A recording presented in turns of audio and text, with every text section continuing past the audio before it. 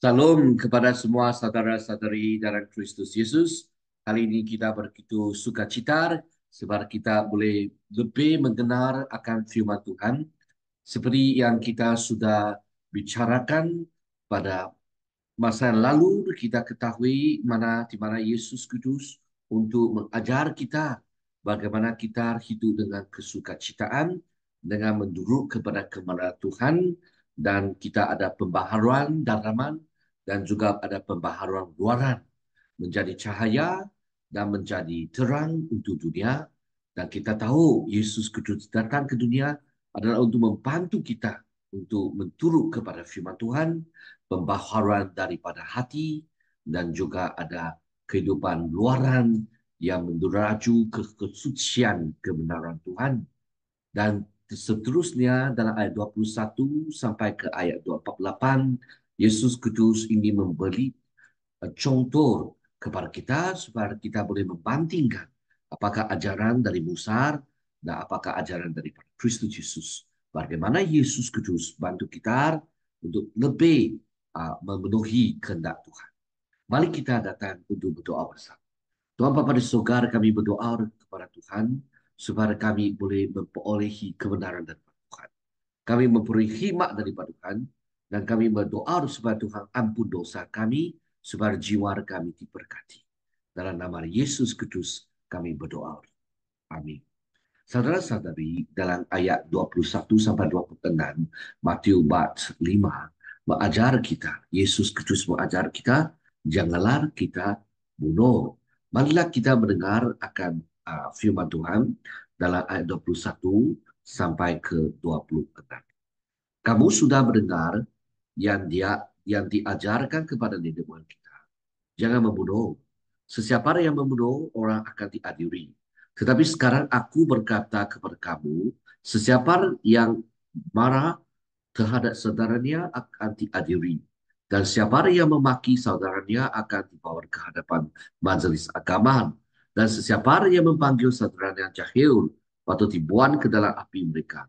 Oleh itu, apabila kamu hendak mempersebarkan pemberian di atas mazhar kepada Allah, lalu teringat bahawa saudara-saudaramu sakit hati terhadap kamu. Tinggalkan pemberianmu di hadapan mazhar, pergilah berdamai dahulu dengan dia. Barulah kembali lagi, lalu mempersembahkan pemberian kamu itu kepada Allah. Jika seseorang hendak mentakwa kamu di mahkamah, berdamailah dengan dia selagi ada masa dan sebelum tiba di mahkamah. Jika tidak, orang itu akan menyerahkan kamu kepada hakim, lalu hakim akan menyerahkan kamu kepada polis. Kemudian polis akan mempenjarakan kamu.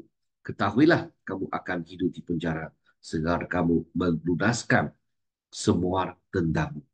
Saudara-saudari, inilah firman Tuhan. Saudara-saudara, kita akan juga menerokai satu penulisan oleh Robert Snow dan Ashley M. McCall. Hasilnya mereka menulis untuk bersetia kepada Alkitab dan juga tradisi Wesleyan yang diterbit oleh Beacon Press 2019. Saudara-saudari, Yesus memulakan setiap antipatesis selepas ayat 20 dengan balis, kamu telah mendengar bahawa telah dikatakan kepada orang-orang pada zaman dahulu. Ini menekankan keartikan perintah yang asalnya diberikan oleh Tuhan melalui Musa kepada orang Israel. Biarkan semula apa yang pernah diajar kepada orang Israel. Yesus kata jangan membunuh, dan jangan membunuh ini ada sebahagian daripada 10 hukum. Dan sesiapa yang membunuh akan dikenakan hukuman. Saudara-saudari, larangan pembunuhan adalah perintah yang keenam dalam hukum Musa yang diberi oleh Tuhan. Dalam Keluaran 23 ayat 13 dan Ulangan 45 ayat 17. Keluaran itu berkubar kepada generasi yang pertama yang keluar daripada Egypt, dari Mesir, sebenarnya untuk pergi ke Taman Kanan, tetapi mereka tidak percaya. Dan dalam generasi yang kedua yang masuk dalam Kanan. Sebelum mereka masuk ke Taman Kanaan, Musar berkobar di dalam tanah latar Moab dan meninggal mereka tentang perintah itu. Ini diberi dalam alasan seseorang kita tidak boleh membunuh. Sebab kita dicipta dengan gambaran Tuhan. Ada image ilahi. Mereka ini juga memberi amaran kepada kita bahawa mereka yang membunuh akan dihakimi sendiri. Mereka akan dihakimi. Dan janganlah kita membunuh. Sebab siapa ada kuasa untuk membunuh, hanya Tuhan saja. Saudara-saudari, motivasi di sebalik pembunuhan dan kemarahan. Ada orang kata saya tidak membunuh seseorang. Tetapi Yesus kata bukan saja bunuh dengan fizikal, ambil pisau, simpan dalam barang seorang, taruh keluar dan membunuh seseorang. Bukan ini sekadar ini saja. Yesus mendengarkan apa yang mendorong pembunuhan dan kemarahan dan belalang sikap ini. Apa yang menyebabkan kamu membunuh? Sebab kamu marah. Mengapa kamu marah? Sebab kamu tendang hati. Sebab hati kamu tidak suka cita. Kamu sudah tidak suka seseorang sampai kamu naik panas air api dan kamu panas dan kamu mau matikan seseorang. Sama seperti seorang yang membunuh akan digunakan hukuman. Sesiapa yang marah terhadap saudara atau saudari juga akan dikenakan hukuman. Kemarahan setara dengan pembunuhan. Kemarahan adalah setara dengan pembunuhan. Yesus kemudian memberi contoh cara lain. Kemarahan boleh dimanifestasikan. Saudara-saudari, apakah contoh manifestasi kemarahan? Sesiapa yang berkata kepada saudara atau saudarinya, laka akan dipertanggungjawabkan di mahkamah. Mengatakan engkau bodoh. Dan sesiapa yang berkata engkau bodoh akan berada dalam bahaya api neraka. Saudara-saudara, apa maksud rakar adalah alamat yang bermaksud seseorang yang berkekurangan kecerdasan, orang yang bodoh, tuku. Begitu juga bodoh adalah istilah perhinaan yang berkemungkinan mempunyai konotasi yang samar seperti lakar. Maksud yang samar atau hanya terjemahan Yunani pakai istilah Aramik untuk rakar. David Allison mencarakan bahawa kedua-dua istilah ini ada sinonim. Maksud sama, raka bodoh. Jangan cakap orang bodoh. Jangan cakap anak kamu bodoh. Jangan sampai terlalu marah cakap anak bodoh. Jangan cakap papa kamu bodoh. Jangan cakap isteri kamu bodoh. Jangan cakap kamu abang bodoh. Jangan cakap kamu punya kakak bodoh. Oh, saudara-saudari, marilah kita lihat seseorang ada kelebihan, ada ketidakcukupan. Dan dia tidak baik, dia tidak cukup baik. Jangan kita kata bodoh. Dia kata kita mesti tabak. Kita mesti mempertepatkan situasi. Saudara-saudari, akibat menghina orang. Apakah akibat? Ini orang bodoh. Apakah akibat kita menghina orang? Hukuman memanggil seorang raka adalah pembicaraan di hadapan mahkamah Yahudi. Memanggil seseorang bodoh membawa hukuman yang berat. Bahaya api neraka. Wow, inilah satu hasil hukuman yang begitu berat. Ini adalah amaran agar tidak membiarkan kemarahan menguasai diri. Saudara-saudari, orang akan marah ini adalah satu kebiasaan sebagai emosi seseorang. Kita ada gembira, kita akan marah, kita akan komplain, kita akan sangat sangat sedih. Ini perasaan biasa. Tetapi yang penting berkuasai. Kalau kita ada hati yang mau komplain, kita kuasai supaya kita rayuan dengan cara yang betul. Apabila kita marah dengan betul. Menyampaikan kemarahan dengan yang betul. Tapi di sini kita kemarahan yang tidak ada kuasa. Maksudnya yang kekurangan ataupun kehilangan kekuasaan. Ini adalah bahaya yang begitu besar. Berikut Yesus diingatkan untuk tidak menghina orang lain. Kemarahan yang tidak dikawal boleh berkembang menjadi pembunuhan. Wow, ini masalah besar. Perhatikan hukum antitesis pertama ini ada contoh jelas perhatikan hukum Musa oleh Yesus yang mensingkatkan tujuan kudus Tuhan. Bukan saja tidak mencukupi untuk tidak membunuh, tetapi juga seseorang yang tidak boleh membiarkan hati dikuasai oleh kemarahan yang akan membawa kepada tindakan yang menyakitkan dalam perkataan atau perbuatan. Neraka perkataan Gehenna diterjemahkan sebagai neraka. Ada versi Yunani dan perkataan Ibrani yang merujuk kepada semua lembar yang dinajiskan di mana-mana kanak-kanak dikobarkan kepada dewa Amon-Rek. Ini memang sesuatu yang dilarang. Mana boleh kita sembah anak kepada dewa Amon? Mana boleh kita apikan kita punya anak? Ini memang sesuatu yang salah. Sebab ini tu anak adalah dikuliai oleh Tuhan. Kita patut sukai, kita kasihi, ajai, tidai, bukan punoi. Saudara-saudari, Tuhan mengisytiharkan penghakiman ke atas lembah ini yang telah di barat daya Jerusalem dalam Yeremia, dan dalam Matius 23 ayat 15, Yesus merujuk kepada orang yang tidak bertuhan sebagai anak neraka. Pada zaman Yesus, ia adalah tempat pembuangan sampah yang terparkar dan kadang-kadang mayat penjenayah di bawah sana. Maksud di sini, kalau kita orang yang marah, satu hari Tuhan sampai murka orang, sampai satu hari Tuhan akan memberi kita hakim yang begitu besar.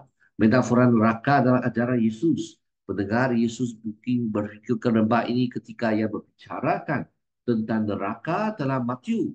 Gehenna adalah metafora untuk neraka, dan beberapa orang percaya dalam lembah ini adalah tempat penghakiman Israel. Pengguna istilah ini boleh Yesus menunjukkan bahawa neraka seperti surga pada tempat yang disiapkan di tempat lain.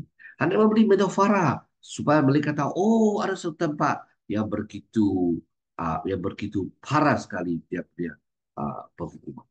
Saudara-saudari, apa yang kita perlu belajar bersama? Peringatan semasa mempersembahkan pemberian.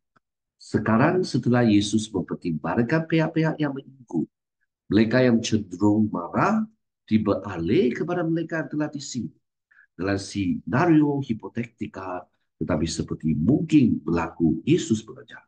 Yesus mengajar meninggalkan pemberian di atap. Jika kamu mempersembahkan pembelianmu di atas mezbar, dan di sana teringat bahawa saudaramu lelaki ada perempuan ada sesuatu terhadapmu, tinggallah pemberianmu di situ di hadapan mezbar. Keutamaan rekonsiliasi. Yesus menekankan kepentingan untuk menyelesaikan perselisihan dengan orang lain sebelum meneruskan ibadat kepada Tuhan. Yesus memanggil pengikutnya bukan saja untuk elakkan kemarahan, tetapi jika mereka telah menunjukkan sikap bermusuhan terhadap orang lain yang mesti dipertolak. Meninggalkan pembelian korban di mezmar untuk pergi berdamai dengan pihak yang tersinggung bergambar beberapa teks buah doabat dan perjanjian lamar yang mentekankan penjagaan dan keprihatinan terhadap orang lain melebihi ritual dan upacara korban. Saudara-saudari, setelah berdamai barulah datang dan persembahkan pembelianmu. Perdamaian adalah petawar kepada perpecahan dalam hubungan yang disebabkan oleh kemarahan. Jadi saudara-saudara, kita cuba upaya kita berdamai selepas kita mungkin berdebat ataupun situasi yang tidak enak. Selepas itu kita cuba berdamai, salam dengan mereka, walaupun mereka mungkin api lagi, tapi kita cuba menunjukkan, jumpa lagi, kita berdamai lagi, kita senyum lagi, cakap dengan lagi, mereka menunjukkan satu situasi yang boleh. Kalau mungkin kita bertutur, berkoordinasi, berdamai. Berdamai akan dalam sifat Tuhan sendiri yang datang untuk menyelamatkan umatnya daripada keadaan pemberontak mereka. Firman Tuhan ingin kita mempersembahkan pembelian selepas keperdamaian. Menyelesaikan perkara dengan cepat. Yesus berkesan para pendengarnya untuk berdamai antara satu sama lain dengan segera. Selesaikan perkara dengan cepat dengan lawanmu yang membawa ke mahkamah. Ini mengambil amaran bahawa sesiapa yang mengambil orang lain lakar akan dipertanggungjawab di mahkamah. Pemulihan mesti dibuat dalam perjalanan atau lawanmu mungkin menghilangkan kamu kepada hak hukum yang working yang mengakibatkan pempenjaraan. Mereka yang dihantar ke penjara kerana kesalahan yang tidak diselesaikan akan berada di sana sehingga mereka telah membayar wang seng yang tak adil. Yesus merujuk kepada sistem hukuman Rom. Tiada rujukan dalam kesusahan Yahudi untuk mempenjarakan apabila seseorang tidak dapat memenuhi kewajipan kewangan yang dikenakan oleh mahkamah. Catat pai di atas menunjukkan perbandingan rujukan sistem hukuman dalam ajaran Yesus mengenai kesalahan yang tidak diselesaikan. Saudara-saudari, siring terakhir menunjuk kepada kuatra, iaitu siring rong yang paling kecil, ayat 25 sampai 26 membayangkan bahawa sama seperti badan kehakiman akan prihatin tentang keadilan, begitu juga dengan Tuhan. Jadi saudara-saudari, amalan ini menunjukkan sistem pemerintahan Tuhan dan bahawa ketidakhadiran adilan harus dibetulkan walaupun pada masa kini. Restitusi, perdamaian dan pengampunan mesti. Restoration itu membuat pulih balik perampunan bagaimanapun berakar dari hati, dan inilah Yesus yang menekankan kita perlu buat sesuatu dari hati, bukan saja dari muka saja. Ada orang dia tendang kamu, dia kalah hati. Dan kita mau berdamai dengan dia, dia terima. Dia mungkin tidak terima. Tetapi apa yang kita perlu buat? Kita coba sedang upaya menunjukkan perdamaian yang kita inginkan. Sebab inilah ajaran Yesus. Mari kita doa.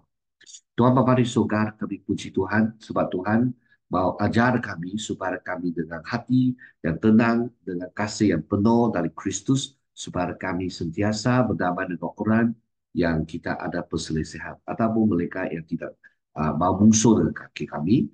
Kami berdoa supaya Tuhan bantu kami kasih orang dengan segenap hati, walaupun ada ketidakcukupan, kelebihan orang lain, kami berdoa supaya Tuhan beri mereka keberkat kami untuk maafkan mereka berdamai. Bukan marah mereka, dendam mereka, dan bunuh mereka. Pandukan akan dalam nama Kristus Yesus kami berdoa. Amin. Semoga Tuhan memberkati kamu dan sekeluarga, jiwa kita diperbaharui, dan kita jumpa lagi.